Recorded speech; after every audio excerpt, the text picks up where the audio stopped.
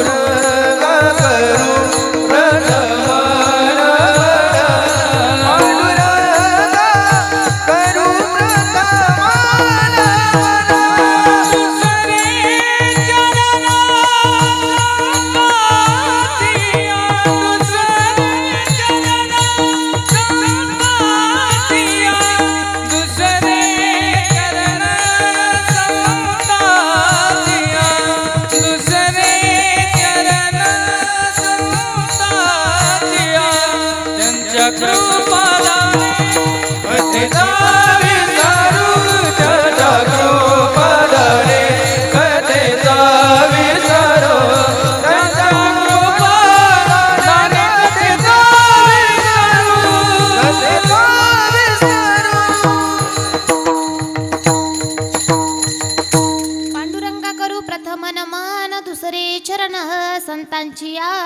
त्यांच्या कृपा दाने कथेचा विस्तारू बाबाजी सद्गुरु दास तुका अलंकापुरी रम्य सिंहासनस्थं पदंभोज तेज स्फुरदिक् प्रदेशं विधीन्द्रादिदेवे सदा स्तूयमानं समाधिस्थमूर्तिं भजे ज्ञानदेवं कैलासराना शिवचंद्रमहुळी फणींद्रमाथा मुकुटे झळाळी कारुण्य सिंधू भवदुःखहारी तुझवीन शंभो मज कोण तारी तुझवीन शंभो मज कोण तारी तुझवीन शंभो मज कोण तारी शिवे अवतार धरून केले त्रैलोक्य पावन केले त्रैलोक्य पावन केले त्रैलोक्य पावन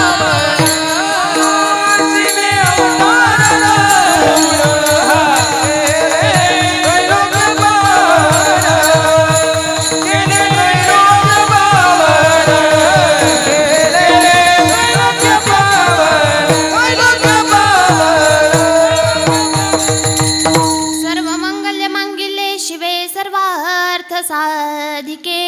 शरण्ये त्र्यंबके गौरी नारायणी नमोस्तुते. अनादि निर्गुण निर्गुण प्रकटली भवानी प्रकटली भवानी मोह महिषासुर मर्दनाला त्रिविध तापाची करावया भक्ताला गीतू पावसी निर्वाणी.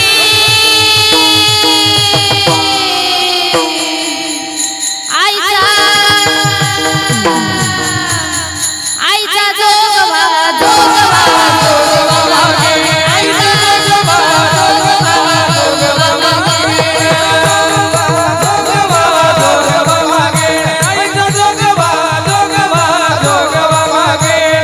दारुगड बयाता दारुगड दारुगड बयाता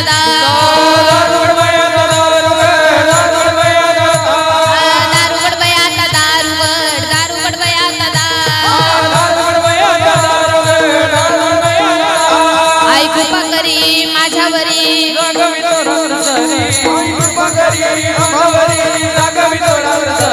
आंबे गोंधळाला ये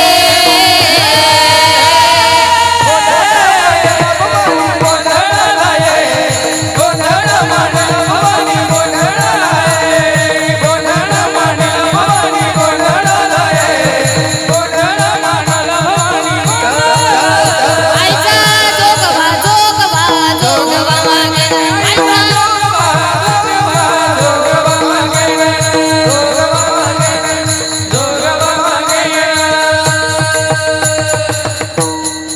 क्षणोक्षणी हाची करावा विचार तरावया पार भव सिंधू नाशिवंत देह जाणार सकळ आयुष्य खातो काळ सावधान प्रस्तुत प्राप्त प्रसंगी प्राप्त स्थळी.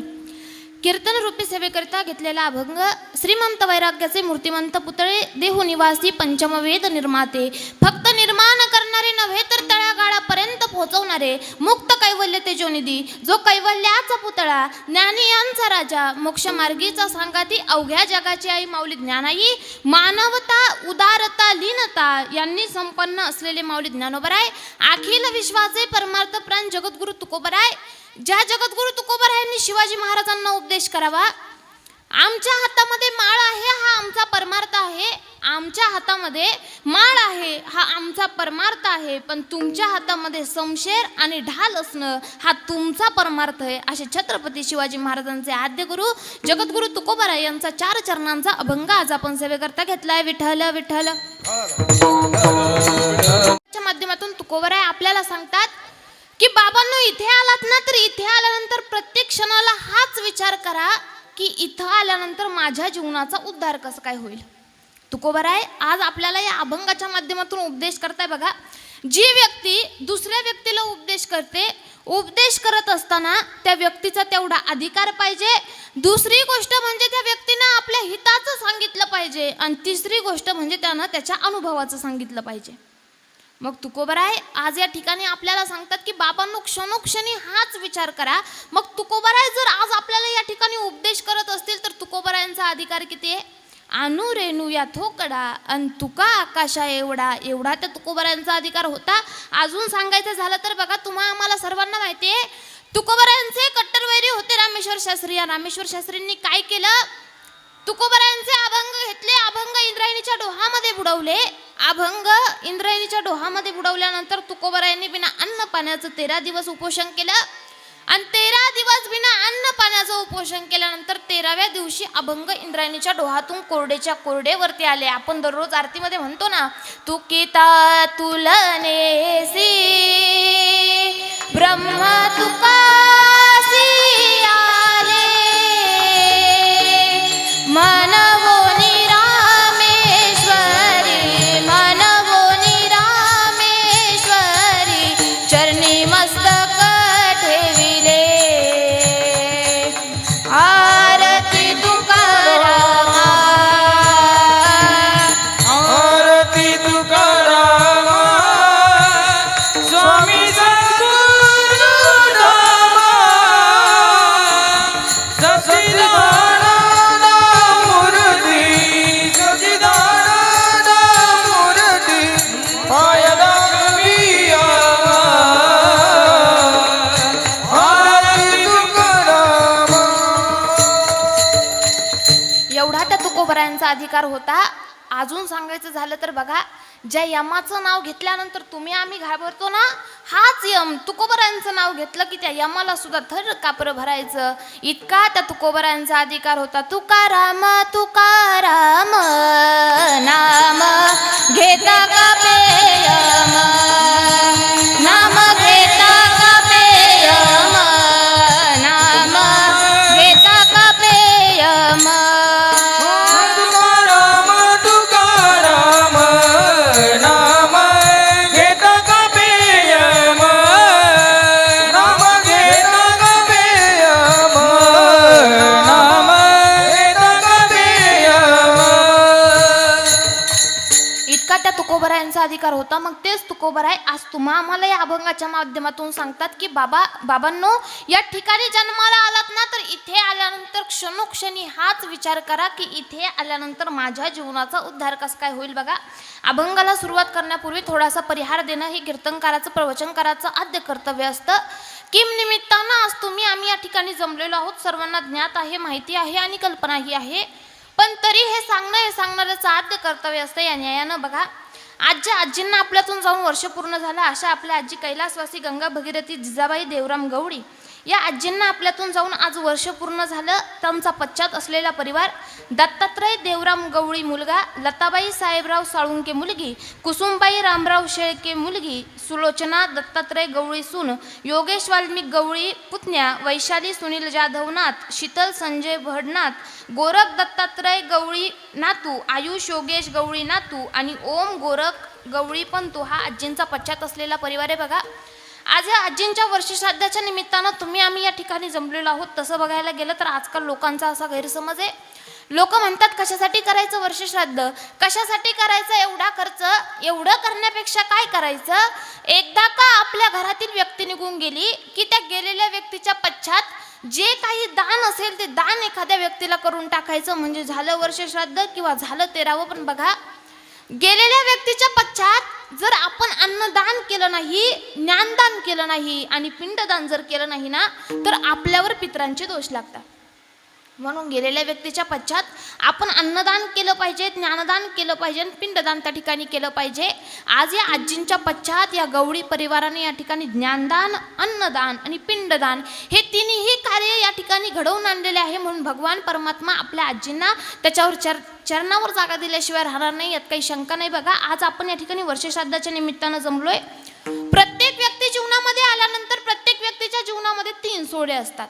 पहिला म्हणजे जन्म सोहळा, दुसरा म्हणजे लग्न सोहळा आणि तिसरा तो म्हणजे मृत्यू सोहळा. असे प्रत्येक व्यक्तीच्या जीवनामध्ये 3 सोहळे असतात. तसं बघायला जर गेलं तर प्रत्येक व्यक्ती जन्माला आल्यानंतर त्याच्या जीवनामध्ये 16 सोहळे असतात. किती? बोलत चला, तुम्हाला माझी भाषा समजते ना, मग बोलत चला. प्रत्येक व्यक्तीच्या जीवनामध्ये किती सोहळे असतात? 16 सोहळे असतात. पण त्या 16 पैकी आपण 16चे 16 करत नाही, त्यातले प्रामुख्यानं आपण फक्त 3च करतो. जन्माला आल्यानंतर करतो तो जन्म सोहळा, देवाधिकांच्या साक्षीने करतो तो विवाह सोहळा आणि तिसरा तो म्हणजे एकदा का व्यक्तीनं या जगाचा निरोप घेतला की करतो तो मृत्यू सोहळा. बघा, ज्यावेळी एखाद्या व्यक्तीचं लग्न होतं, लग्न झाल्यानंतर त्या पतीच्या द्वारा आपल्या पत्नीच्या उदरामध्ये गर्भधारणा होते, त्याला गर्भदान नावाचा पहिला संस्कार म्हणतात. ज्यावेळी तो जीव आईच्या पोटामध्ये असतो, आईच्या पोटामध्ये असताना त्या जीवावर कुलस्वन नावाचा दुसरा संस्कार होतो. ज्यावेळी तो जीव आईच्या पोटामध्ये असताना 3 महिन्याचा पूर्ण होतो, 3 महिन्याचा पूर्ण झाल्यानंतर त्या जीवाला अपंगत्व प्राप्त होऊ नये, तो जीव अपंग होऊ नये यासाठी त्या जीवावर अनवलोबन नावाचा 3रा संस्कार केला जातो. ज्यावेळी तो जीव 4 महिन्याचा पूर्ण होतो, 4 महिन्याचा पूर्ण झाल्यानंतर त्या जीवावर क्रिया नावाचा संस्कार केला जातो. या संस्कारामध्ये काय केलं जातं तर ती आई त्या 4थ्या संस्कारामध्ये शूरवीरांच्या गोष्टी कथा त्या ठिकाणी वाचत असते. कशासाठी तर आपलाही मुलगा असेल किंवा मुलगी असेल, तोही जन्माला आल्यानंतर त्यानंही असंच कार्य करावं, तोही असा शूर निघावा, धाडसी निघावा, यासाठी आई शूर वीरांच्या गोष्टी वाचत असते. त्याला क्रिया नावाचा संस्कार म्हणता.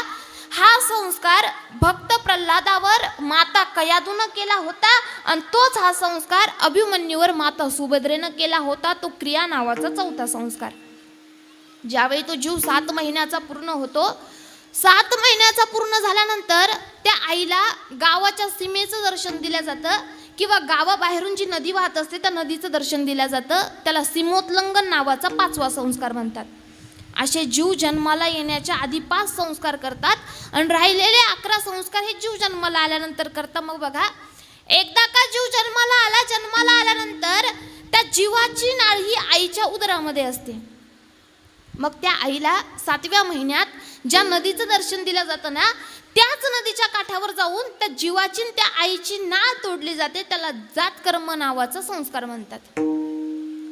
ज्यावेळी तो जीव 12 दिवसाचा पूर्ण होतो, 12 दिवसाचा पूर्ण झाल्यानंतर एखादा त्या ठिकाणी 12 दिवसाचा पूर्ण झाल्यानंतर मुलगा असेल तर त्या मुलाच्या डाव्या कानामध्ये आणि मुलगी जर असेल तर त्या मुलीच्या उजव्या कानामध्ये त्याचं नाव सांगितलं जातं. त्याला नामकरण नावाचा संस्कार म्हणतात. ज्यावेळी जीव 6व्या महिन्याचा पूर्ण होतो, 6व्या महिन्याचा पूर्ण झाल्यानंतर त्या जीवाला बाहेर उन्हामध्ये ठेवलं जातं. कशासाठी ठेवलं जातं? तर आई वडील त्या मुलाला किंवा त्या मुलीला सांगण्याचा प्रयत्न करत असता, बाबा तू जीवनामध्ये आलाय, जीवनामध्ये आल्यानंतर तुला जर असं वाटत असेल मी जे काही चांगलं कर्म करणारे, जे काही वाईट कर्म करणारे, हे करत असताना मला कुणीच बघणार नाही, पण ही सूर्य देवता कायम तुझ्यावर लक्ष ठेवणारे, याला सूर्यावलोकन नावाचा संस्कार म्हणतात. ज्यावेळी जीव 10 महिन्याचा पूर्ण होतो त्या ठिकाणी त्याच्यावर अन्नप्राशन नावाचा संस्कार केला जातो. ज्यावेळी जीव 1 वर्षाचा पूर्ण होतो, 1 वर्षाचा पूर्ण झाल्यानंतर त्या जीवावर वर्धापन नावाचा संस्कार केला जातो. त्याला आपल्या भाषेमध्ये वाढदिवस असं म्हणतात. वर्धापन नावाचा संस्कार केला जातो. ज्यावेळी तो जीव 1 वर्षापासून तर 3 वर्षापर्यंतचं जीवन उपभोगत असतो, त्यावेळी एखादा चांगला मुहूर्त बघून त्या जीवाचं जावळ काढलं जातं. त्याला जातकर्म नावाचा संस्कार म्हणतात. ज्यावेळी जीव 5 वर्षाचा पूर्ण होतो, 5 वर्षाचा पूर्ण झाल्यानंतर त्या जीवाला एखाद्या चांगल्या गुरुच्या सानिध्यात टाकलं जातं आणि ज्यावेळी तो जीव पाठीवर ओम काढायला शिकतो त्यावेळेस त्याच्यावर अक्षरांब नावाचा संस्कार होतो. ज्यावेळी जीव शाळा शिकत असतो, शाळा शिकत असताना त्याच्यावर उपनयन नावाचा संस्कार होतो. ज्यावेळी जीवाची शाळा पूर्ण होते, शिक्षण पूर्ण होतं, त्यावेळेस ते गुरुजी त्या जीवावर जो संस्कार करताना त्याला संवर्तन नावाचा संस्कार म्हणतात. काय करता या संस्कारामध्ये? तर गुरुजी त्या लेकराला किंवा त्या विद्यार्थ्याला सांगता की बाबा तू माझ्याकडे जे काही शिक्षण घेतलंय, जी काही विद्या ग्रहण केली आहे, याचा उपयोग जर तू चांगल्या कामासाठी जर केला तरच ते तुझ्या लक्षात राहील, नाही तर लक्षात राहणार नाही. त्याला संवर्तन नावाचा संस्कार म्हणतात. ज्यावेळी जीव वयात येतो, वयात आल्यानंतर एखादा चांगला मुहूर्त बघून त्याचं लग्न लावलं जातं. त्याला विवाह सोहळा नावाचा संस्कार म्हणतात. आणि एकदा का जीवानं या जगाचा निरोप घेतला की शेवटचा जो संस्कार करतात त्याला अंत्येष्टी नावाचा 16वा संस्कार म्हणतात. विठ्ठल विठ्ठल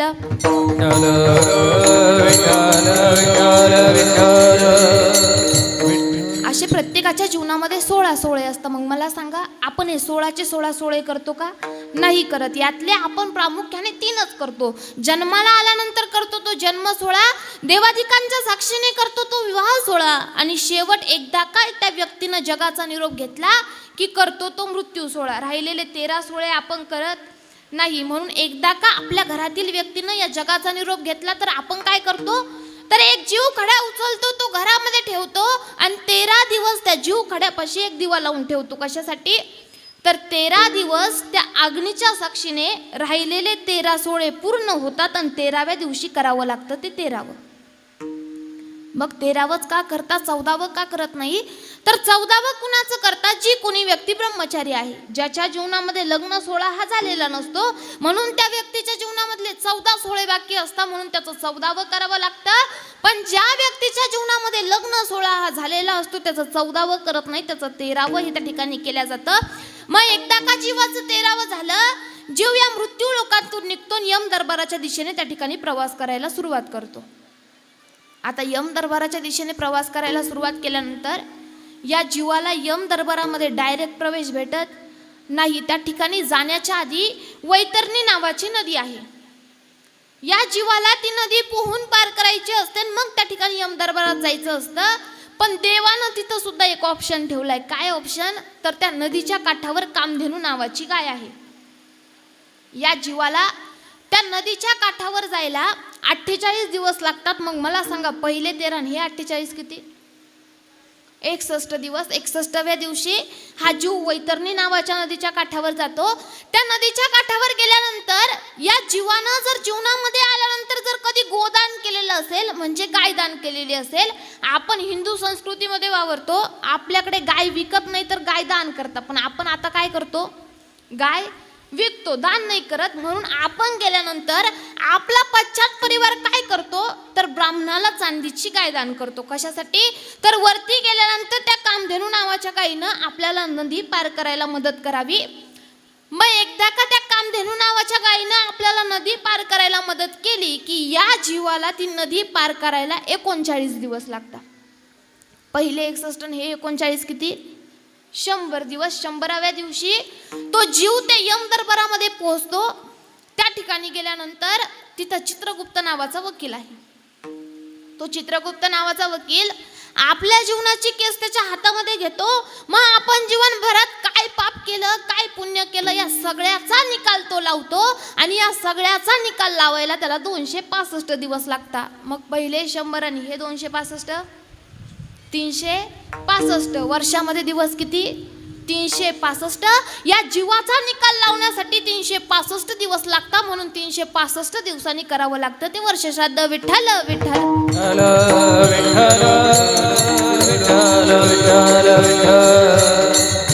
म्हणून या आजींच्या वर्षश्राद्धाच्या निमित्तानं आम्ही या ठिकाणी जमलेलो आहोत. बघा, माझे आजोबा कैलासवासी विष्णू सखाराम गवारे यांच्या कृपा आशीर्वादाने, तसेच तुमच्यासारख्या टाळकऱ्यांच्या माळकऱ्यांच्या कृपा आशीर्वादानं आज मी या गादीवर उभी आहे. मस्तक हे पायावरी या वारकरी संतांच्या, लाडकिले कमी संताची हो, लाडकिले कमी संताची, लाडकिले कमी संताची हो, लाडकिले कमी संताची, लाडकिले कमी संताची हो, लाडकिले कमी संताची, मजवरी कृपा बहुतांची, मजवरी कृपा बहुतांची, लाडकिले कमी संताची हो, लाडकिले कमी संताची, लाडकिले कमी संताची हो, लाडकिले कमी संताची,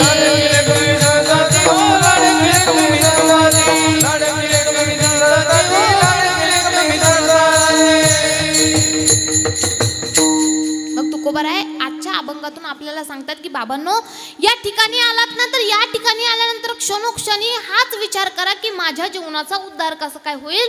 मग तुकोबरायांनी आपल्याला का सांगावं की तुम्ही इथं आल्यानंतर क्षणोक्षणी हाच विचार करा. इथं आल्यानंतर जर आपल्या जीवनाचा उद्धार व्हावा असं जर कुणाला वाटत असेल ना तर ते फक्त संतांना वाटतं. संत या ठिकाणी जन्माला आले किंवा संतांनी या ठिकाणी अवतार घेतला. कशासाठी घेतला?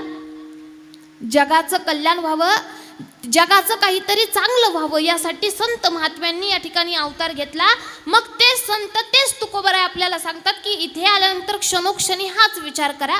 आपल्या मनामध्ये असा प्रश्न निर्माण होतो, तुकोबराय आपल्याला का सांगता की क्षणोक्षणी हाच विचार करा.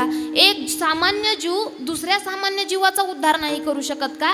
तर बघा, इथं आल्यानंतर जीवाचे 4 प्रकार पडतात. पहिला जीव असा आहे, तो स्वार्थही बघत नाही आणि परार्थही बघत नाही. असेच एका गावामध्ये 2 भाऊ राहत होते.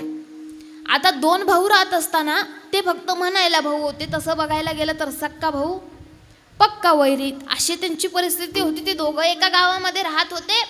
आता राहत असताना एक दिवस मोठ्या भावानं विचार केला, म्हणे जीवनामध्ये तर आलोय, पण इथं आल्यानंतर कितीही धन कमवा, कितीही संपत्ती कमवा, सगळं इथंच ठेवायचं, मोकळ्या हातानं वर जायचंय.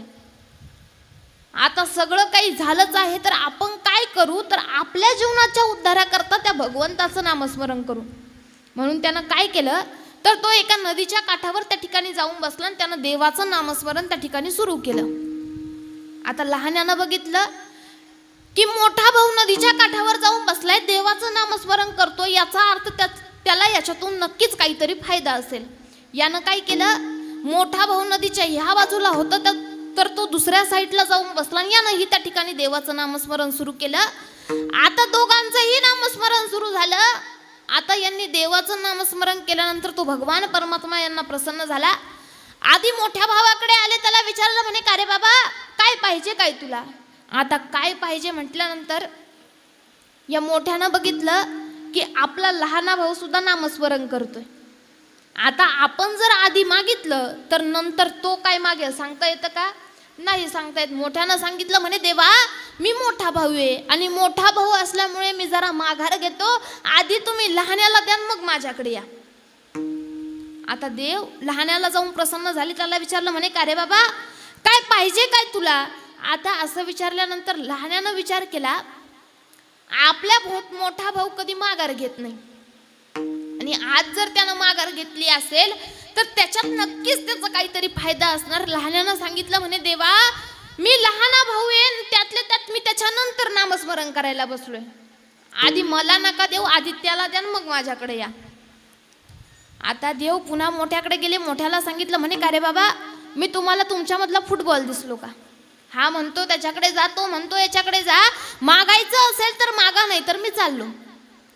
आता मोठा हुशार होता, मोठ्यानं सांगितलं म्हणे देवा दुसरं काहीच नको, इच्छा अशी आहे की तुझ्या कृपेनं माझ्याकडे सगळं काही आहे, पैसा म्हणू नको, धन म्हणू नको, संपत्ती म्हणू नको, जे काही आहे ते तुझ्या कृपेने माझ्याकडे सगळं काही आहे, पण इच्छा अशी आहे. म्हणे काय इच्छा. मोठ्या भावानं सांगितलं म्हणे देवा माझा एक डोळा, एक हात आणि एक पाय गळून पडू दे. देवानं याची इच्छा पूर्ण केली. देव लहान्याला जाऊन प्रसन्न झाले, म्हणे त्याला जे मागायचं होतं ते मागितलं, आता तू माग. आता लहान्यानं विचार केला मोठ्यानं काय मागितलं आपल्याला माहित नाही. या लहान्यानं देवाला सांगितलं म्हणे देवा मला दुसरं काहीच नको, मलाही तुझ्या कृपेनं सगळं काही आहे, पण तू मोठ्याला जेवढं दिलं ना त्याच्या डबल मला दे. आता मोठ्याला काय दिलं होतं, एक हात, एक डोळा आणि एक पाय गळून पडू दे. आता त्याच्या डबल म्हटल्यानंतर याचे दोन्हीही हात, दोन्हीही पाय आणि दोन्हीही डोळे त्या ठिकाणी गळून पडले. हा पहिला वर्ग असतो की हा स्वतःचा स्वार्थही बघत नाही, परार्थही बघत नाही. दुसरा वर्ग असा असतो की तो फक्त स्वतःचा स्वार्थ बघतो, परार्थ कधीच बघत नाही. आपल्या भाषेत सांगायचं जर झालं ना, तुझी दाढी पेटली तरी चालेल पण आधी माझी विडी पेटू दे. हा कुठला वर्ग? दुसरा वर्ग. तो फक्त स्वतःचा स्वार्थ बघतो, तो परार्थ कधी बघत नाही.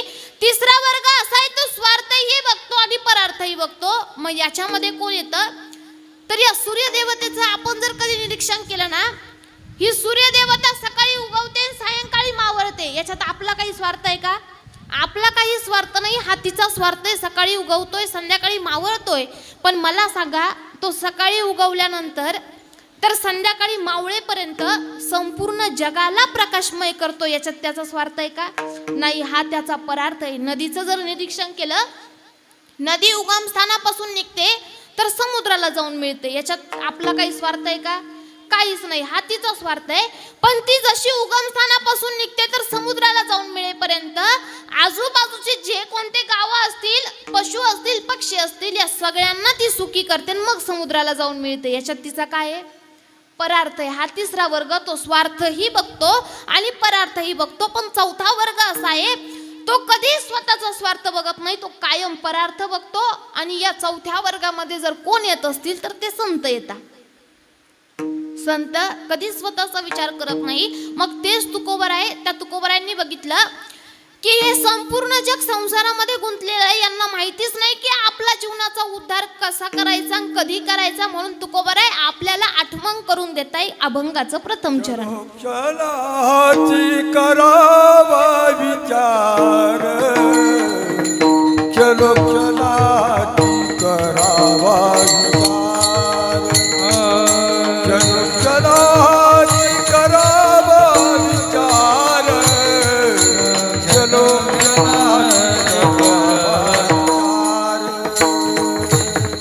क्षणाची करावा विचार, क्षणो क्षणाची करावा विचार, क्षणो क्षणाची करावा विचार, क्षणो क्षणाची करावा विचार, क्षणाची करावा विचार,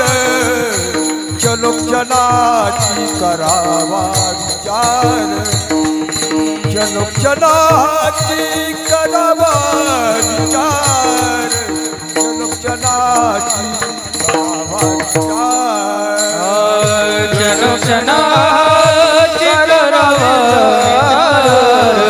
क्षणोक्षणाची करावा विचार क्षणोक्षणाची करावा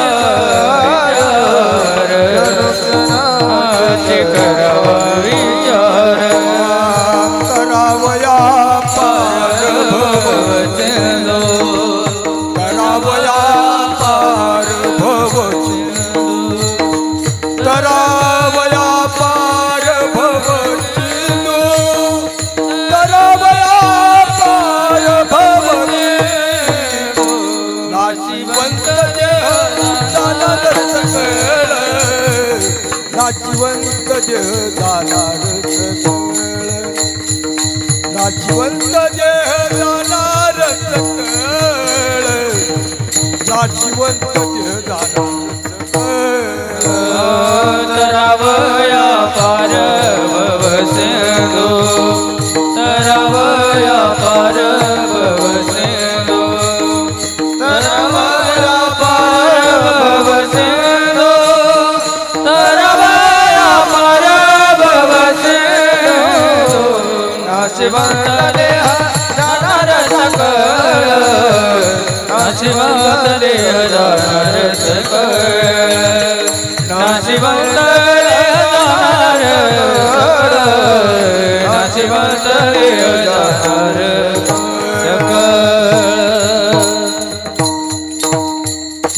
तुकोबराय सांगतात की क्षणोक्षणी हा विचार करा की हा देह नाशिवंत आहे, हा एक ना एक दिवस या ठिकाणाहून निघून जाणार आहे. बघा आम्हाला सर्वांना माहिती आहे की आपण एक ना एक दिवस मरणार आहे, माहिती आहे ना.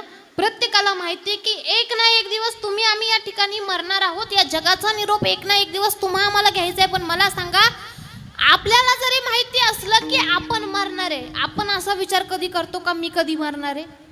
केलाय का कुणी विचार? कुणीच करत नाही. प्रत्येकाला माहिती आहे मरणार आहे, पण विचार कुणीच करत नाही मी कधी मरणार आहे. बघा असंच एक दिवस कीर्तन चालू होतं. मी चालू कीर्तनात म्हटलं, आज माझ्या समोर या गावचे जेवढे लोक बसले तेवढेच्या तेवढे कीर्तन झाल्यानंतर मरणार आहे. असं जर मी तुम्हाला आता म्हटलं, माझ्या समोर या गावचे जेवढे लोक बसले तेवढे आत्ताच्या आत्ता मरणार, तुम्हाला आनंद होईल का? तसंच त्या गावामध्ये सगळे लोक त्या ठिकाणी चेहरे पाडून बसले. त्यामध्ये एक आजी होती. ती आजी माझ्याकडे बघायची आणि जोरजोरात हसायची. कीर्तन झालं, आजीला म्हटलं, आजी चालू कीर्तनात म्हटलं की या गावचे सगळे लोक मरणार आहे. सगळ्यांचे चेहरे त्या ठिकाणी उतरलेले होते, पण तुम्ही त्या ठिकाणी हसत होता, असं का बरं? त्या आजीनं मला सांगितलं, म्हणे कागं बाई तू काय बोलली काय ते परत आठव. म्हटलं मी काहीच नाही वेगळं बोलले, फक्त एवढंच सांगितलं, या गावचे जेवढे लोक आहेत तेवढेचे तेवढे कीर्तन झाल्यानंतर मरणार आहे. त्या आजीनं मला सांगितलं, म्हणे बाई तुला तेच सांगते, मी या गावची नाही, मी शेजारच्या गावची. आता ही शेजारच्या गावची जरी असली तरी इथं राहायला आली आहे का? एक ना एक दिवस तिला सुद्धा या जगाचा निरोप घ्यावाच लागणार आहे. म्हणून हा देह त्या ठिकाणी नाशिवंत आहे. ज्या मिनिटाला, ज्या सेकंदाला आपल्याला वरतून बोलवणं येणार ना, त्या मिनिटाला आणि त्या सेकंदाला सगळं इथंच ठेवायचं आणि मोकळ्या हातानं वरती जायचंय. म्हणून जोपर्यंत हात चांगले, जोपर्यंत पाय चांगले, तोपर्यंत त्या देवाचं नामस्मरण करा. पण आजकाल आपली भक्ती कशी झाली आहे माहितीये का? वारानुसार त्या ठिकाणी भक्ती बदलते. सोमवार आला की ओम नमः शिवाय, हरि ओम नमः शिवाय, ओम नमः शिवाय, ओम नमः शिवाय, ओम नमः शिवाय, हरि ओम नमः शिवाय, ओम नमः शिवाय, नागेंद्र हाराय त्रिलोचनाय भस्मांगरागाय महेश्वराय नित्याय शुद्धाय दिगंबराय तस्मै नकाराय नमः शिवाय. ओम नमः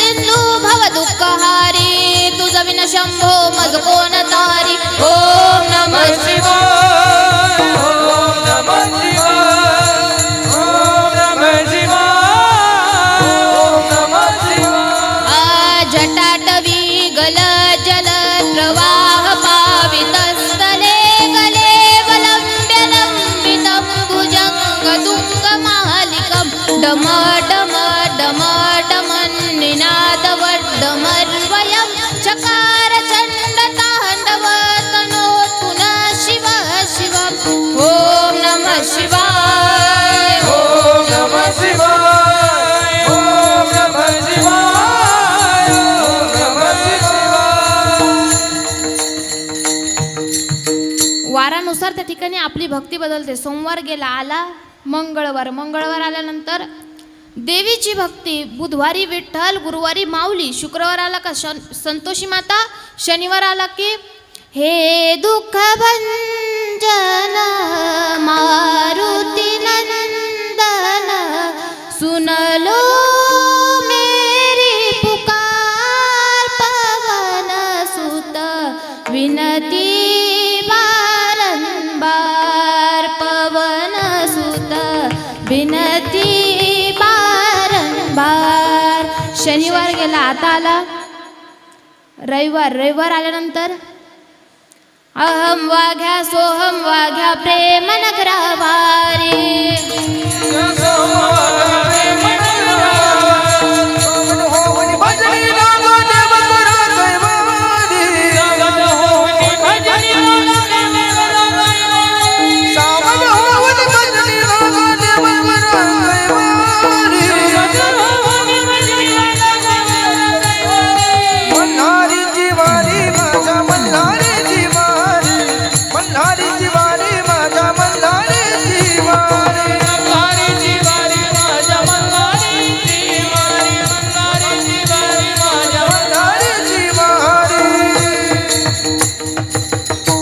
वारानुसार त्या ठिकाणी आपली भक्ती बदलते. पण जीवनात आल्यानंतर भक्ती जर कुणासारखी केली पाहिजे ना, तर ती आपल्या हनुमंतरायासारखी केली पाहिजे. मध्ये आल्यानंतर बघा, एक दिवस प्रभू रामचंद्रांनी सगळ्यांना काही ना काही दिलं, पण हनुमंतरायाला काहीच दिलं नाही. याचं सीताई साहेबांना वाईट वाटलं. सीताई साहेबांनी काय केलं, तर आपल्या वडिलांनी जनक राजाने जो आपल्या लग्नामध्ये नवरत्नांचा हार दिला होता, तो हार त्या ठिकाणी हनुमंतरायाला दिला. आता हनुमंतराय हे वानर प्रजातीमध्ये होते. त्यांनी काय केलं, तो हार घेतला आणि हार घेतल्यानंतर ते एका झाडावर जाऊन बसले आणि त्या ठिकाणी ते प्रत्येक मणी फोडायचे, त्यामध्ये बघायचे आणि तो फेकायचे. प्रत्येक मण्यासोबत असंच करू लागले. आता सीताई साहेबांनी हे दृश्य बघितलं. सीताई साहेबांनी विचारलं, म्हणे हनुमंतराय, प्रत्येक मणी बघताय, फोडताय, फेकताय, असं का करताय? त्यावेळेस हनुमंतरायांनी सांगितलं, म्हणे सीताई साहेब, मी या मण्यामध्ये माझ्या प्रभू रामचंद्रांना शोधतोय. सीताई साहेबांनी सांगितलं, म्हणे हनुमंतराय, जर तुमच्या अंतकरणातच जर प्रभू रामचंद्र नसतील तर तुम्हाला या मण्यामध्ये कुठून दिसतील? त्यावेळेस हनुमंतरायांनी काय केलं, तर आपली छाती फाडून त्या ठिकाणी प्रभू रामचंद्र दाखवून दिले. श्रीराम जानकी बैठे मेरे सीने में, श्रीराम जानकी बैठे मेरे सीने में, श्रीराम जानकी बैठे मेरे सीने में, श्रीराम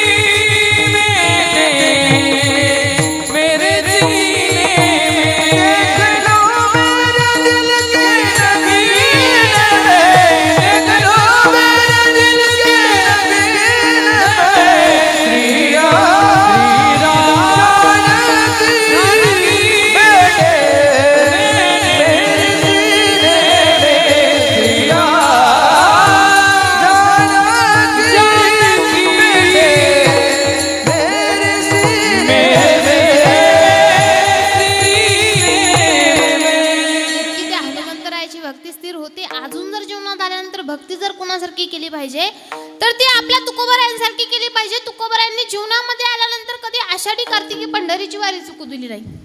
एक वेळेस आषाढी वारीचा त्या ठिकाणी पर्वकाळ जवळ आला. तुकोबरायांच्या अंगामध्ये ताप भरला. तुकोबराय त्या ठिकाणी देहूच्या चौकामध्ये येऊन बसले. त्या ठिकाणी येऊन बसल्यानंतर मुंबाजी बुवा त्या ठिकाणी आले. त्यांनी तुकोबरायांना विचारलं, म्हणे का रे देहूच्या चौकामध्ये एवढ्या भर उन्हामध्ये बसलाय, अंगात ताप भरलाय, अंग तापानं फणफणलंय आणि इतक्या भर उन्हामध्ये काय करतोय? त्यावेळेस त्या तुकोबरायांनी सांगितलं, कधी एकदा माझे वारकरी येतील आणि त्या वारकऱ्यांना मी सांगेल, बाबांनो पंढरपुरात चाललात ना तर त्या पांडुरंग परमात्म्याला सांगा तुमचे तुकोबराय काय आज येऊ शकले नाही, त्यांनीच तुम्हाला भेटायला बोलवलंय. जो कोणी वारकरी येत होता त्या प्रत्येक वारकऱ्याला तुकोबराय हेच सांगत होते, आलिया गेलिया हाती धाडी निरोप, आलिया गेलिया हाती धाडी निरोप, आलिया गेलिया हाती धाडी निरोप, आलिया गेलिया हाती धाडी निरोप, आलिया गेलिया हाती धाडी निरोप, आलिया गेलिया हाती धाडी निरोप, आलिया गेलिया हाती धाडी निरोप, आलिया गेलिया हाती धाडी निरोप.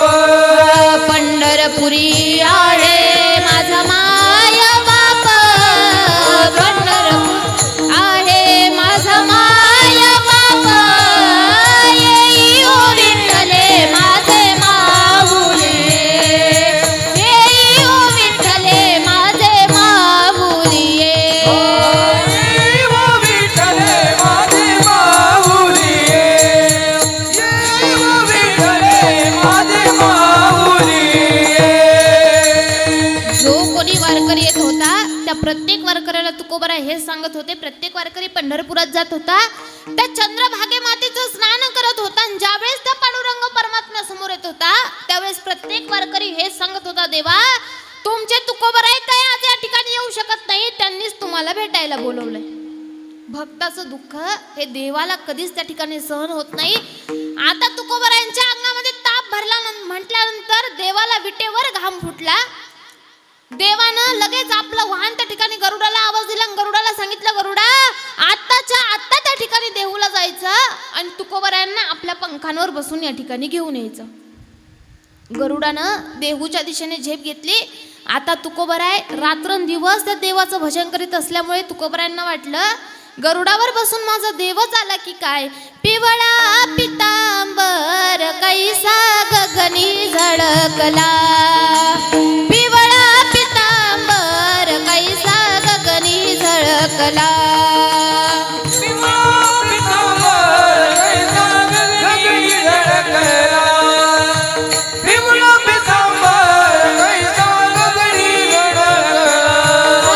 पिवळा पितांबर कैसा गगनी झळकला, पिवळा पितांबर कैसा गगनी झळकला,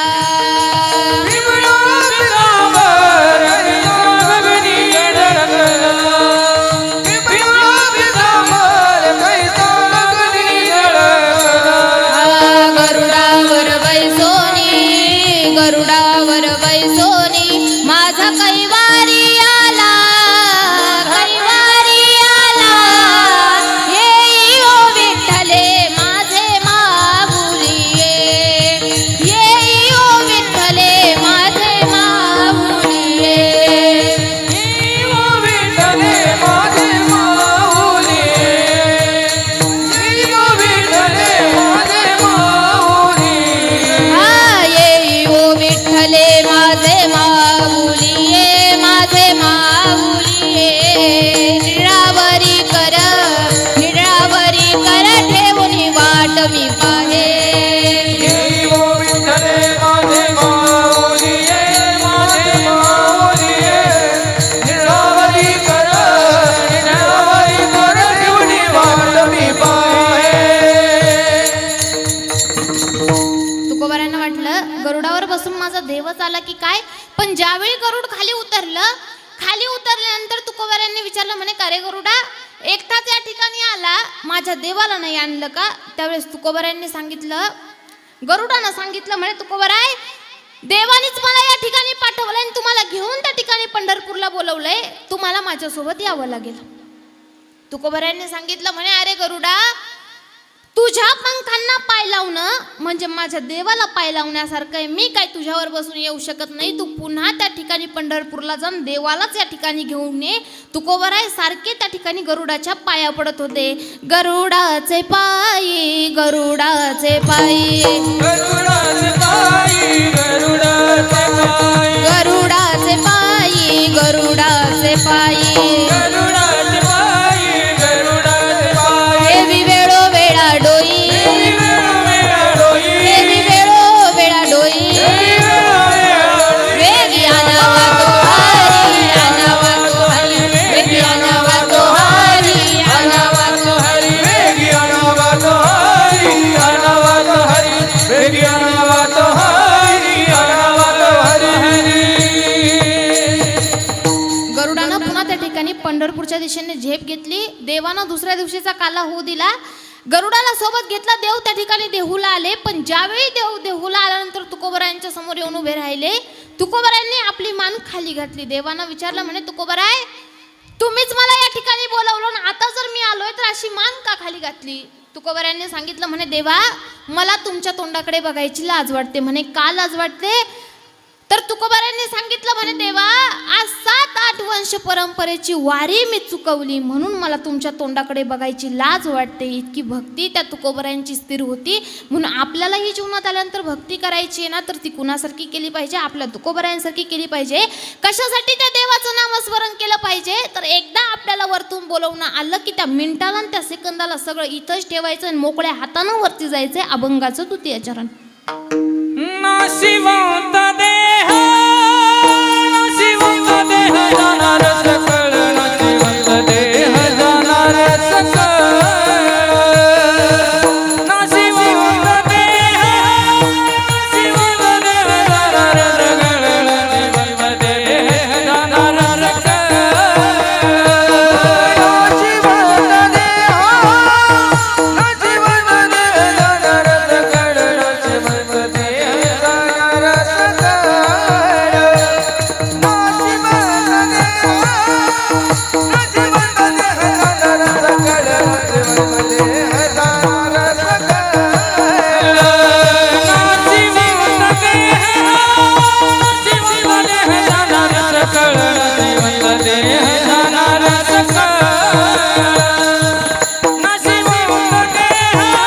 नाशिवंत देह जाणार सकळ नाशिवंत देह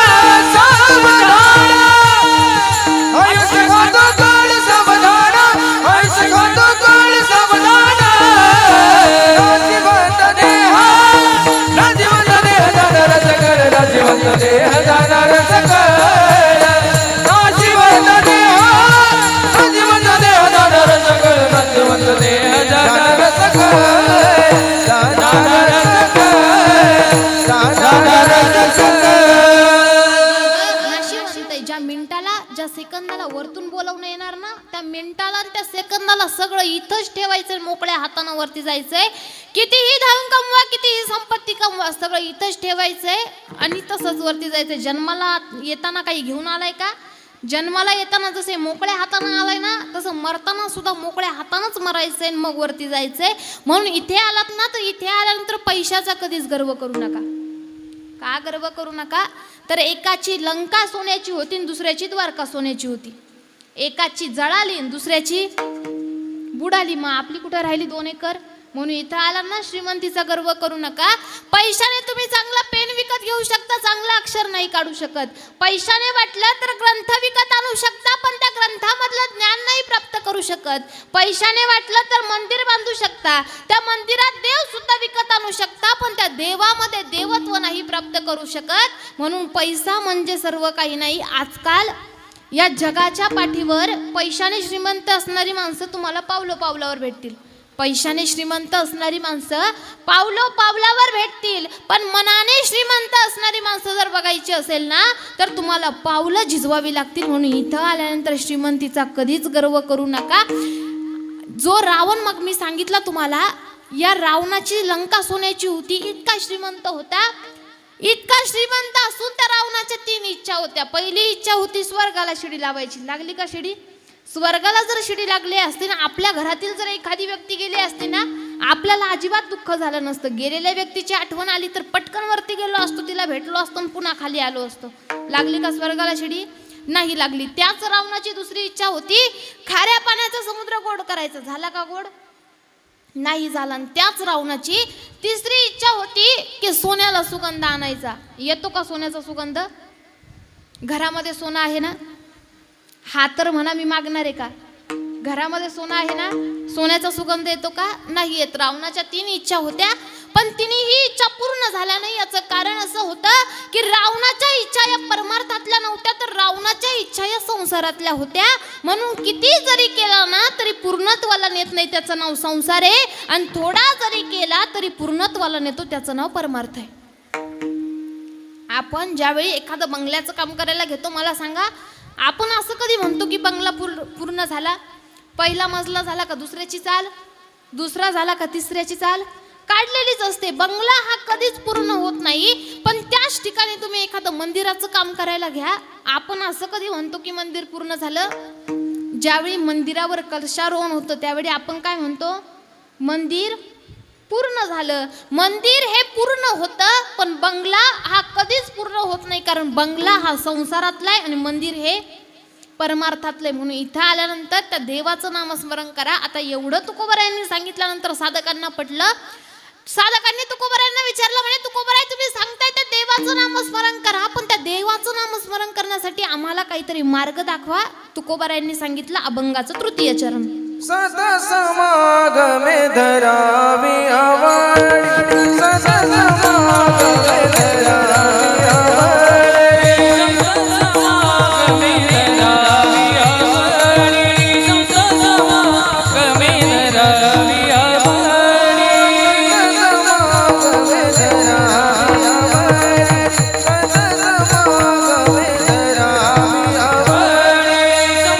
समागमे धरावी आवाडी, समागमे धरावी आवाडी, समागमे धरावी आवाडी. करावी तोतडी परमार्थाची, करावी तोतडी परमार्थाची, नशिवंत देह जाणार सकळ, नशिवंत देह जाणार सकळ. करावी तोतडी परमार्थाची, करावी तोतडी परमार्थाची, नशिवंत देह जाणार सकळ, नशिवंत देह जाणार सकळ, जाणार सकळ, जाणार सकळ. हा देह नाशिवंत आहे. म्हणून इथे आलात ना तर संतांची संगत करा आणि त्याचबरोबर परमार्थाची तातडी करा. कशासाठी? तर सांगितलं वरतून बोलवणं आलं की सगळं ठेवायचंय आणि मोकळ्या हातानं वरती जायचंय. कधी एकदा आपल्याला वरतून बोलवणं येईल आणि कधी जावं लागेल सांगता येतं का? हा नरदेह आपल्या मालकीचा नाही, हा ज्यानं पाठवलाय तो एक ना एक दिवस या ठिकाणाहून घेऊन जाणार आहे, म्हणून जेव्हा आपल्याला वरून बोलवणं येईल तेव्हा जावंच लागणार आहे. इतका श्रीमंत रावण होता, रावणाला सुद्धा मरण चुकलं नाही. 33 कोटी देव हे रावणाच्या ताब्यात होते. रावण ज्या सिंहासनावर बसायचा ना, त्या सिंहासनावर जाण्यासाठी ज्या 9 पायऱ्या होत्या, त्या 9 पायऱ्या रावणानं 9 ग्रहांच्या बनवलेल्या होत्या. रावण सिंहासनावर बसला की सूर्य आणि चंद्र हे दोन्ही देवता त्या ठिकाणी रावणाला हवा घालण्यासाठी होते. इतका श्रीमंत होता. आणि त्याच रावणाची पाय चेपण्यासाठी एक देवी होती. त्या देवीचं नाव होतं सटवी. एक दिवस ती त्या ठिकाणी रावणाची सेवा करत होती. सेवा करत असताना तिनं विचार केला, कधी हा रावण झोपेल आणि कधी मला या ठिकाणाहून जाता येईल, असा विचार करतच होती. तितक्यात तो रावण त्या ठिकाणी झोपी गेला. सटवी त्या ठिकाणाहून गेली. जो कोणी बालक जन्माला आलेला होता त्या बालकाचं भविष्य तिनं लिहिलं आणि ती पुन्हा त्या ठिकाणाहून माघारी फिरली. ज्यावेळी ती माघारी आल्यानंतर रावण हा उठलेला होता. रावणानं विचारलं, म्हणे का ग, माझी सेवा करायची सोडून तू कुठे गेली होती? सटवीनं सांगितलं, म्हणे तुम्ही जरी माझे मालक असला, मी जरी तुमचं दास्यत्व करीत असले ना, तरी तुमच्यापेक्षा माझ्यावर एक वरचा मालक आहे. म्हणे कोण? म्हणे भगवान श्री विष्णू. या देवानं मला एक काम दिलंय की जो कोणी बालक जन्माला येईल त्या बालकाचं भविष्य तू लिहायचं. म्हणून आपल्याकडे आजही बघा, पाचीच्या दिवशी रात्रभर आपण त्या ठिकाणी घरामध्ये दिवा लावून ठेवतो. कशासाठी लावून ठेवतो? तर जो कोणी बालक जन्माला आलेला आहे त्याचं भविष्य लिहित असताना, त्याचं प्रारब्ध लिहित असताना त्या सटवीकडून एखादा शब्द चुकायला नको म्हणून आपण रात्रभर त्या ठिकाणी दिवा लावून ठेवतो. त्या सटवीनं सांगितलं, म्हणे जो कोणी जन्माला येतो त्याचं भविष्य ते लिहिण्याचं कामच मी करत असते. आता रावणानं विचारलं, म्हणे का ग, जर प्रत्येक बालकाचं जर भविष्य तू लिहित असेल तर माझं सुद्धा भविष्य तूच लिहिलं असेल ना? सटवीनं सांगितलं, म्हणे तुमचंच काय, तुमच्या वडिलांचं सुद्धा भविष्य मीच लिहिलं होतं. रावणानं सांगितलं, म्हणे माझं काय भविष्य लिहिलं होतं ते सांग. सटवीनं सांगितलं, म्हणे हे बघा, तुम्ही जरी माझे मालक असला ना तरी त्या देवानं मला फक्त लिहायचंच काम दिलंय, सांगायचं. मी तुम्हाला तुमचं भविष्य सांगणार नाही. रावणानं सांगितलं, म्हणे हे बघ, एक तर भविष्य सांगावं लागेल नाही तर मरण पत्करावं लागेल. त्यावेळी त्या सटवीनं सांगितलं, म्हणे मी तर तुमचं भविष्य तुम्हाला सांगणार नाही. तुम्ही काय करायचं तर पौर्णिमेच्या दिवशी रात्री 12 वाजता हातावर कुंकू घ्यायचं, कुंकू आपल्या कपाळाला लावायचं, तो हात आपल्या तोंडासमोर धरायचा, तुमचं भविष्य तुमच्या हातावर उमटलेलं असेल. आता जसं त्या सटवीनं रावणाला सांगितलं तसं आपण करायचं नाही, कारण मी सांगणारी आणि तुम्ही ऐकणारे रावण नाही. जसं सटवीनं सांगितलं तसं आपण करायचं नाही. त्या सटवीनं जसं सांगितलं तसं त्या रावणानं केलं. रात्री 12 वाजता हातावर कुंकू घेतलं, ते कुंकू आपल्या कपाळावर लावलं आणि ज्यावेळी हात तोंडासमोर धरला त्यावेळी त्या रावणाचं भविष्य त्या हातावर उमटलेलं होतं. काय होतं तर अज राजाचा मुलगा राजा दशरथ आणि त्या राजा दशरथाचा मुलगा प्रभू रामचंद्र, त्याच्या हातून रावणाचा मृत्यू होणार आहे, हे असं त्या रावणाच्या हातावर उमटलेलं होतं. रावणाला आपला मृत्यू प्रभू रामचंद्राच्या हातून होणार आहे हे कधी समजलं होतं? ज्यावेळी राजा दशरथ सुद्धा जन्माला आलेला नव्हता त्यावेळीच त्या ठिकाणी रावणाला समजलेलं होतं. रावणानं विचार केला, जर आपण जर राजा दशरथालाच जर मारून टाकलं तर रामच जन्माला येणार नाही, तोच जर जन्माला आला नाही तर तो मला मारू शकणार नाही. आता या रावणानं त्या ठिकाणी अज राजासोबत युद्ध सुरू केलं. दोघांमध्ये युद्ध सुरू झालं पण तो अज राजा काही रावणाला त्या ठिकाणी आवरेना. नारद मुनी त्या ठिकाणी आले. नारद मुनी त्या ठिकाणी आल्यानंतर नारद मुनींनी त्या रावणाला सांगितलं, म्हणे अरे रावणा, दररोज त्यांच्यासोबत युद्ध करतोय, तुला काही या युद्धामध्ये विजय मिळणार नाही, तू माझा ऐक. म्हणे काय करायचं? नारदाने सांगितलं, म्हणे यमपुरीमध्ये जायचं. त्या ठिकाणी गेल्यानंतर एक मोठा दरवाजा आहे, तो दरवाजा तू खोलायचा. एकदा का तू दरवाजा खोलला की इकडं अज राजा त्या ठिकाणी संपून जाईल. आता रावणानं विचार केला, केव्हापासून याच्यासोबत युद्ध करतोय पण हा काय हरायला तयार नाही. आपण एक काम करू, इथं युद्ध करण्यापेक्षा आपण काय करू तर यमपुरीमध्ये जाऊन तो दरवाजा त्या ठिकाणी उघडू, म्हणजे अज राजा हा संपून जाईल. रावण यमपुरीमध्ये गेला. त्या ठिकाणी गेल्यानंतर त्यानं तो दरवाजा ढकलून बघितला, लात मारून बघितली, पण तो दरवाजा त्याला इंचभर सुद्धा हलला नाही. तर रावणानं शेवटचा प्रयत्न म्हणून तो दरवाजा ढकलण्याचा प्रयत्न केला, पण ज्यावेळी त्या रावणानं तो दरवाजा ढकलला, दरवाजा ढकलल्यानंतर आतून किंचाळण्याचा आवाज आला. रावणाला त्या ठिकाणी आतल्या व्यक्तीला विचारलं म्हणे कोण आहे तू, इथं कशासाठी आलास? त्या आतल्या व्यक्तीने सांगितलं म्हणे मी महादेवाचा सगळ्यात कट्टर भक्त होतो. मृत्यू लोकात जो कोणी मनुष्य मरेल, मेल्यानंतर फक्त त्याचं भस्म घ्यायचं आणि महादेवाला नेऊन द्यायचं, एवढंच माझं काम होतं. म्हणे मग इथं कशासाठी आला? त्यावेळी त्या आतल्या व्यक्तीनं सांगितलं म्हणे माझं नाव भस्मासूर आहे. मी महादेवाकडे काम करत होतो, पण मृत्यू लोकामध्ये कोणी लवकर मरतच नव्हतं. मला कटाळा आला, मग मी महादेवाला सांगितलं मला तुमची ही नोकरी नको. महादेवानं सांगितलं म्हणे एक काम कर, तू ज्याच्या डोक्यावर हात ठेवशील तो त्या ठिकाणी जळून भस्म होईल. महादेवानं त्याला सांगितलं म्हणे जरी मी तुला वरदान दिलं ना, तरी तू फक्त वाईट लोकांच्या डोक्यावर हात ठेवायचा, चांगल्या लोकांच्या नाही. हा जोपर्यंत नवीन होता तोपर्यंत यानं याचं काम चांगल्या पद्धतीनं पार पडलं, पण जसजसा हा चुना व्हायला लागला तसतसा यानं वाईट लोक सोडून दिले आणि हा चांगल्या लोकांच्या डोक्यावर हात ठेवायला लागला. हे दृश्य नारद मुनींनी बघितलं. नारद मुनींनी पुन्हा त्या भस्मासुराला सांगितलं म्हणे तुझ्या हातामध्ये इतकी शक्ती आहे, तू ज्याच्या डोक्यावर हात ठेवतोय तो जळून भस्म होतोय, तू कशासाठी त्या महादेवाची चाकरी करतो? तू एक काम कर ना, महादेवाच्याच डोक्यावर हात ठेव, म्हणजे तोच त्या ठिकाणी जळून भस्म होईल आणि या विश्वाचा मालक तू होशील. आता हा भस्मासूर महादेवाच्या डोक्यावर हात ठेवण्याकरिता फिरला. महादेवानं बघितलं हा भस्मासूर ज्यावेळी माझ्याकडे येत होता अगदी नम्र पद्धतीने येत होता, आणि आज याची येण्याची जी काही पद्धत आहे ती काहीतरी वेगळीच आहे. महादेवानं डोळे झाकले. महादेवाला कळालं की हा आपल्यालाच मारण्याकरिता या ठिकाणी येतोय. त्यावेळेस भगवान श्री विष्णूंना कळालं. भगवान श्री विष्णूंनी काय केलं तर मोहिनी अवतार धारण केला, आणि मोहिनी अवतार धारण केल्यानंतर महादेव आणि भस्मासूर यांच्यामध्ये येऊन उभे राहिले. त्या भस्मासुरानं विचारलं म्हणे का ग तू इथं कशासाठी आली? त्या मोहिनीनं सांगितलं म्हणे मी स्वर्गातली अप्सरा मोहिनी आहे, देवादिकांचं मनोरंजन करणं हेच माझं काम आहे, पण मी मला वर शोधण्याकरिता या ठिकाणी आले. म्हणे काय अट आहे तुझी?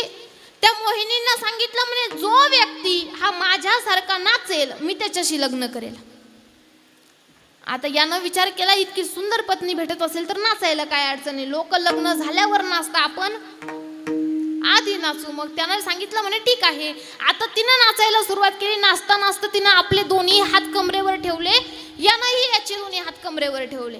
नाचता नाचता तिनं आपले दोन्ही हात खांद्यावर ठेवले, यानंही याचे दोन्ही हात खांद्यावर ठेवले, आणि तसंच नाचता नाचता तिनं खांद्यावरचे हात काढले, हात आपल्या डोक्यावर ठेवले.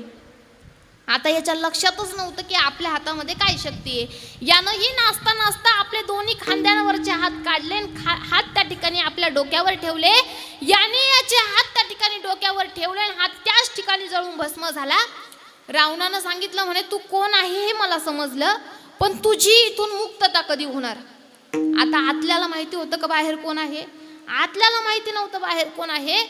त्या भस्मासुरानं सांगितलं म्हणे माझ्यासारखाच कोणीतरी पापी या मृत्यू लोकात आहे, त्याचं नाव रावण आहे, तोही माझ्यासारखाच पापी आहे. ज्यावेळी तो रावण या खुर्चीत येणार त्यावेळेस इथून माझी मुक्तता. रावणानं विचार केला हे जर सगळं जर आधीच लिहून ठेवलं गेलं असेल तर आपण कितीही चुकवायचा प्रयत्न केला तरी ते आपल्याला चुकणार नाही. म्हणून इथं आलात ना, तर इथं आल्यानंतर ते पैशाच्या श्रीमंतीचा कितीही गर्व केला, कितीही धन असलं, कितीही संपत्ती असली तरी आपल्याला एकदा का वरतून बोलवणं आलं की मग आपला अहंकार सगळ्या गोष्टी आपल्याला बाजूला ठेवायच्या आणि मोकळ्या हातानं वरती जायचंय. अभंगाचं शेवटचं चरण.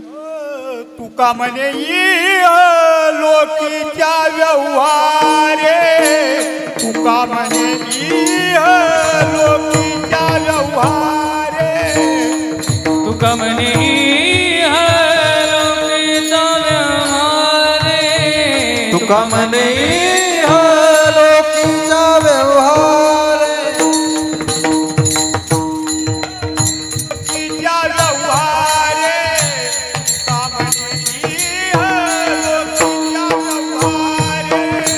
तुका म्हणे लोकीचा व्यवहारे, तुका म्हणे लोकीचा व्यवहारे.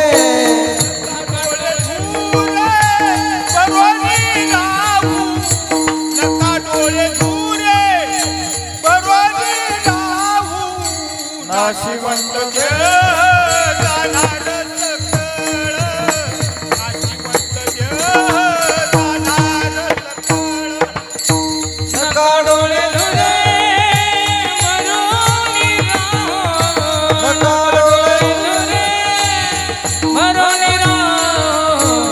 नाशिवंत देह दान सकळ नाशिवंत देह दान खातो काळ सावधान आयुष्य खातो काळ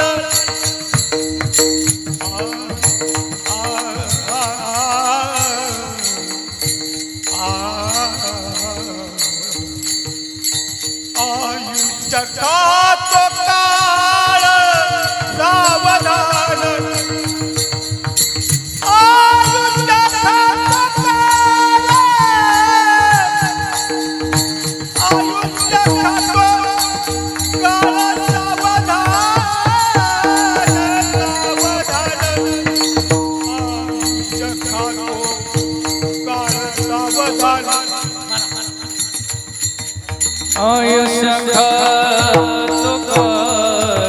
काळ सावधान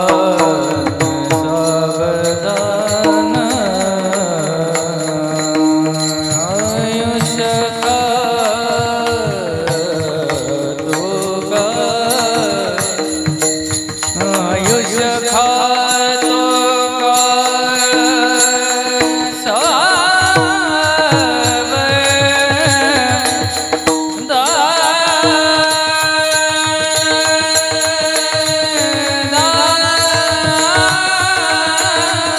आयुष्य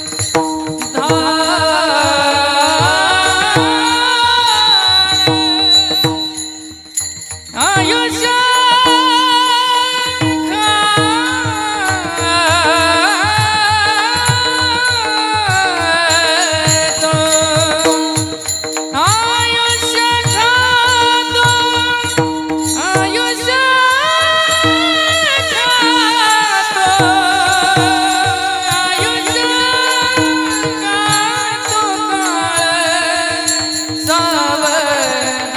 काळ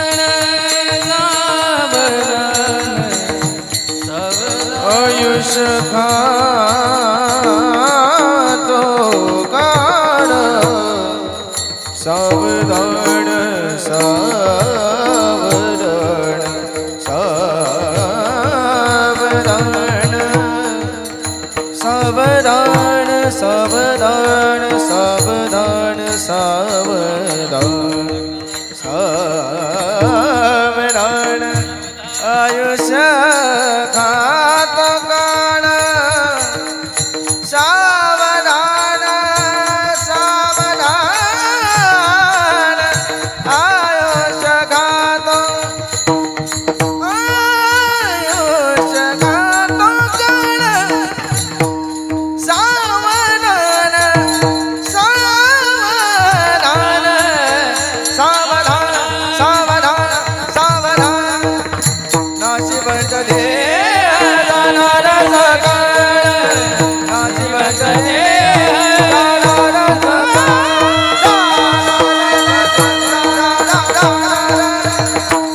साधकांनी तुकोबाऱ्यांना विचारलं म्हणे तुकोबाऱ्या तुम्ही सांगतात देवाचं नामस्मरण करायचं पण कसं करायचं तुकोबाऱ्यांनी सांगितलं विठोबा रखुमाई बारको माई हरि जय जय जय विठोबा रखुमाई हरि जय जय हरि जय जय जय जय विठोबा रखुमाई हरि जय जय विठोबा रखुमाई हरि जय जय हरि जय जय जय जय विठोबा रखुमाई हरि जय जय विठोबा रखुमाई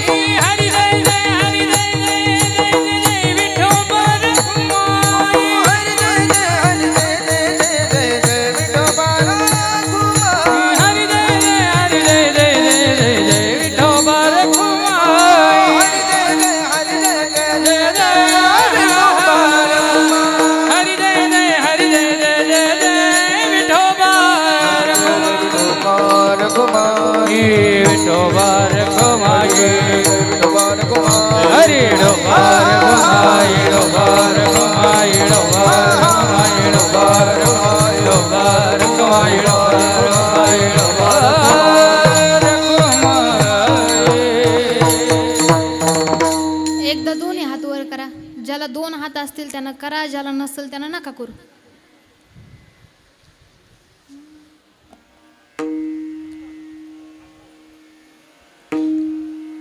तुलेले हरी का नाम विठ्ठल पांडुरंगा. फुलेले हरी का नाम विठ्ठल पांडुरंग. तुलेले हरी का नाम विठ्ठल पांडुरंगा. फुलेले हरी का नाम विठ्ठल पांडुरंग. पांडुरंगा पांडुरंगा पांडुरंगा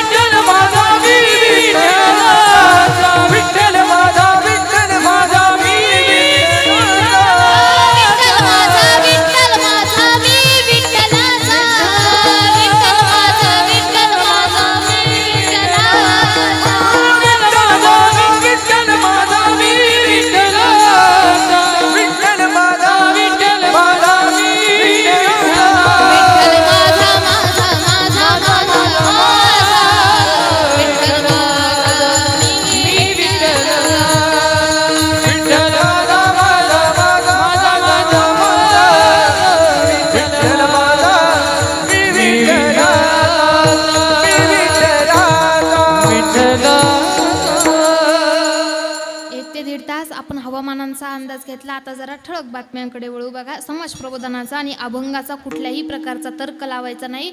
स्त्रियांनी आपली भारतीय संस्कृती जपली पाहिजे. काय म्हणतात ना, आल्या गेल्याचा आदर, सासू सासऱ्यांची कदर, अंजीचा नेहमी डोक्यावर पदर. आता नका घेऊ, तिलाच म्हणतात इंडियन मंदर. पूर्वीच्या महिला रुपया 2 रुपये इतकं कुंकू लावायच्या. आता कुंकू राहिलं का? आता आली म्हणून टिकली तर टिकली, नाही तर कुंका वाल्या गेल्या, आता टिकली वाल्या आल्या. कुंका वाल्या गेल्या, आता टिकली वाल्या आल्या.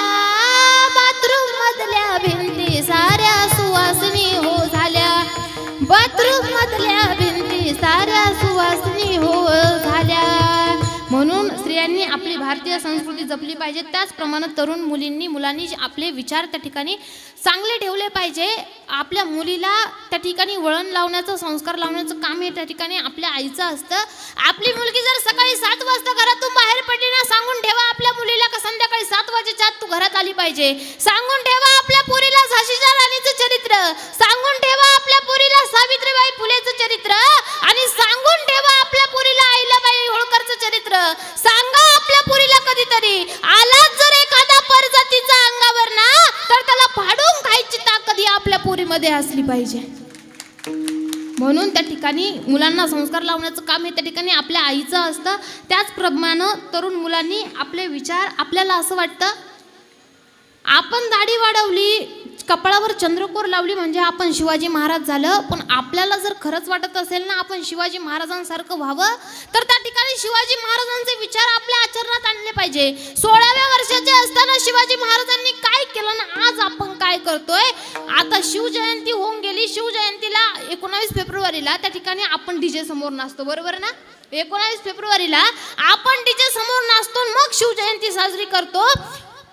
आजपर्यंत कित्येक राजे होऊन गेले, प्रत्येक राजाच्या दरबारात बाई नाचली. आजपर्यंत कित्येक राजे होऊन गेले, प्रत्येक राजाच्या दरबारात बाई ही नाचली. पण शिवाजी महाराजांच्या दरबारात बाई नाचली नाही. का? कारण शिवाजी महाराज हे बाया नाचवणारे नसून वाचवणारे राजे होते.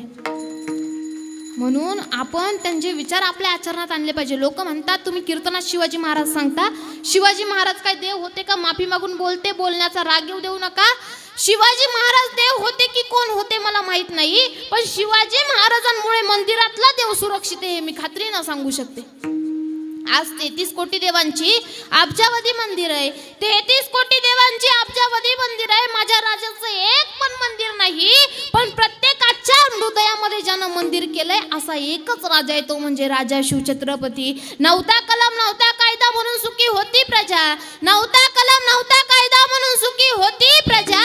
कारण सिंहासनावर होता माझा छत्रपती शिवबा राजा, माझा छत्रपती शिवबा राजा. म्हणून शिवाजी महाराज एकच होते, एकच आहे आणि एकच राहणार. भारतासारखा देश नाही, महाराष्ट्रासारखं राज्य नाही, पंढरपुरासारखं तीर्थ नाही, पांडुरंगासारखं दैवत नाही, ज्ञानेश्वरांसारखा संत नाही, ज्ञानेश्वरीसारखा ग्रंथ नाही, वारकरी संप्रदायासारखा पंथ नाही, रामकृष्ण हरीसारखा मंत्र नाही, कौशल्यासारखी आई नाही, दशरथासारखा बाप नाही, सीतेसारखी सून नाही, प्रभू रामचंद्रासारखा मुलगा नाही, लक्ष्मणासारखा भाऊ नाही, विभीषणासारखा मित्र नाही, रावणासारखा शत्रू नाही, हनुमंतरायासारखा सेवक नाही, दयासारखा आंबट नाही, मिठासारखं खारट नाही, लांडग्यासारखं लबाड नाही.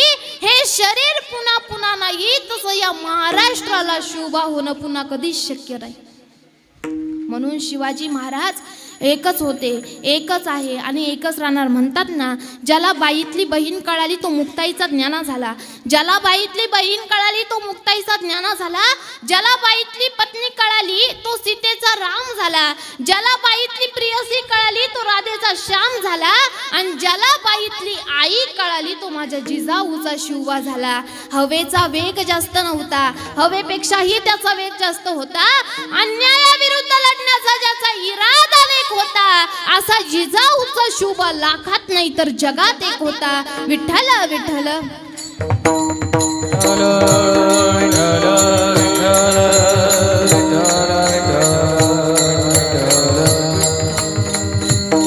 म्हणून त्या ठिकाणी शिवाजी महाराज एकच होते, एकच आहे आणि एकच राहणार. शिवनेरीवर शुभ जन्मला, शिवनेरीवर शुभ जन्मला, राजांचा अधिपती, साऱ्या राजांचा अधिपती. जे महाराष्ट्रात जन्माला आले असतील ते टाळ्यांचा आवाज कमी पडू देणार नाही. दैवत छत्रपती नामचं, दैवत छत्रपती, दैवत छत्रपती नामचं, दैवत छत्रपती, दैवत छत्रपती नामचे दैवत छत्रपती, दैवत छत्रपती नामचे दैवत छत्रपती. शिवनेरीवर शुभ जन्मला, शिवनेरीवर शुभ जन्मला, राजांचा अधिपती, राजांचा अधिपती. दैवत छत्रपती नामचं, दैवत छत्रपती, दैवत छत्रपती नामचं, दैवत छत्रपती.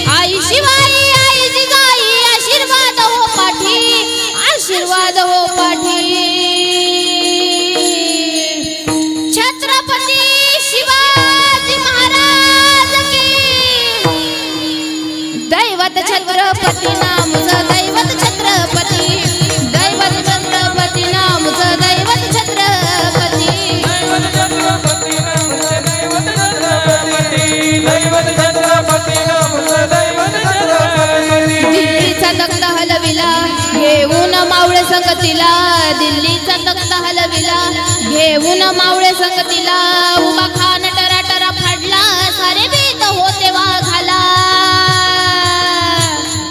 जुन्नरच्या वाघाला धराया जुन्नरच्या वाघाला धराया आले गेल्यान किती धर्मवीर संभाजी महाराज की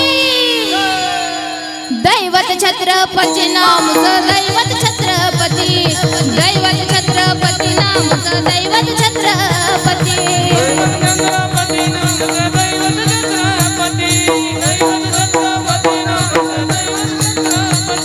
शिवनेरीवर शुभ जन्मला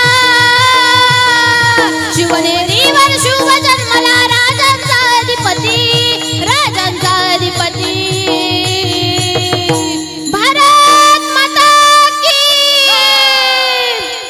दैवत छत्रपती नामचं दैवत छत्रपती नामचं दैवत छत्रपती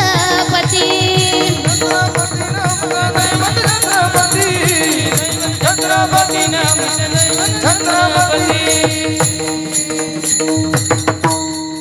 म्हणून शिवाजी महाराज त्या ठिकाणी एकच होते एकच आहे आणि एकच राहणार त्यांच्यासारखा हिरा पुन्हा या ठिकाणी होणं शक्य नाही आज्या तुकोबरायांचा अभंग आपण सेवेकरता घेतला होता की क्षणोक्षणी हाची करावा विचार तरावया पार भव सिंधू नाशिवंत देह जाणार सकळ आयुष्य खातो काळ सावधान या देहाचा क्षणाचा सुद्धा भरवसा नाही म्हणून इथे आल्यानंतर त्या भगवंताचं नामस्मरण करा बघा आज या आजींच्या पश्चात या गवळी परिवारानं या ठिकाणी ज्ञानदान पिंडदान आणि अन्नदान हे तिन्ही कार्य या ठिकाणी घडवून आणलेले आहे म्हणून भगवान परमात्मा आजींना त्याच्या चरणावर जागा दिल्याशिवाय राहणार नाही यात काही शंका नाही समस्त गवळी परिवाराच्या माध्यमातून तसेच आमचे दाजी असतील दाजींच्या माध्यमातून ही सेवा माझ्यासारख्या बालक पामराकडे आली म्हणून मी एकदा संपूर्ण गवळी परिवाराचे आमच्या दाजींचे त्या ठिकाणी मनपूर्वक आभार व्यक्त करते तसेच कीर्तनासाठी ज्यांची गोड साथ लाभली आमचे वैभव महाराज वेलजाळी असतील महाराजांचे एकदा मनपूर्वक आभार व्यक्त करते तसेच आमचे नागनाथ महाराज गोरडे असतील त्यांचेही एकदा मनपूर्वक आभार व्यक्त करते तसेच समस्त ग्रामस्थ भजनी मंडळ हे मुखेड त्यांचेही एकदा मनपूर्वक आभार व्यक्त करते तसेच तुमच्या गावचं वैभव आमचे पखवाजावर असलेले हनुमान महाराज पांगरे महाराजांचे एकदा मनपूर्वक त्या ठिकाणी आभार व्यक्त करते तसेच आज कीर्तनासाठी उपस्थित असलेले आमचे मामा या ठिकाणी उपस्थित झाले आहे त्यांचेही एकदा मी मनपूर्वक आभार व्यक्त करते तसेच सिस्टीम गावचीच आहे पण उत्कृष्ट गोड त्यांनी सिस्टीम लावली दादांचे एकदा मनपूर्वक आभार व्यक्त करते तसेच तुम्ही हे वर्षश्राद्धाचा कार्यक्रम या ठिकाणी झाला हे तुम्ही बघितलं यात नवल नाही तर आज नंतर हा कायम यूट्यूबवर ज्यांच्या माध्यमातून दिसणार आहे ते आमचे कीर्तनमाला चॅनल ज्यांचा हा चॅनल आहे या चॅनलचे सर्व